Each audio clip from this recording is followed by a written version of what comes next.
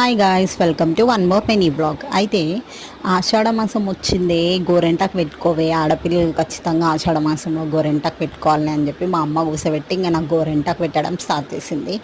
అయితే మేము మా బాబాయ్ వాళ్ళ ఇంట్లో ఉన్నాం. వాళ్ళ ఇంటి దగ్గర చెట్టు ఉంటుంది, గోరెంటాకు చెట్టు. సో ఇంకా అది తెంపుకొచ్చి దాన్ని బాగా కడిగి కాసు ఇంకా చింతపండు వేసి మిక్స్ చేసి పెట్టిందనమాట. అవి వేస్తే కొంచెం ఎర్రగా పండుతుందంట. సో మీరు ఎలా ప్రిపేర్ చేసుకుంటారు గోరెంటాకు, మీరేం వేస్తారు దాంట్లో ఎర్రగా పండడానికో నాకు కమెంట్ చేయండి. అండ్ మీరు కూడా ఆషాఢ మాసంలో ఇట్లనే గోరెంటాకు పెట్టుకుంటారా, అది కూడా కమెంట్ చేయండి.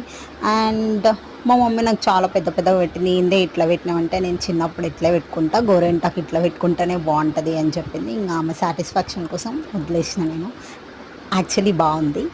అండ్ నేను జస్ట్ 1 అవర్ పెట్టుకున్నా. 1 అవర్కే నాకు చాలా మంచిగా పండింది అనిపించింది. మీకు ఎలా అనిపిస్తుంది గోరెంటాకు చూస్తే కమెంట్ చేయండి.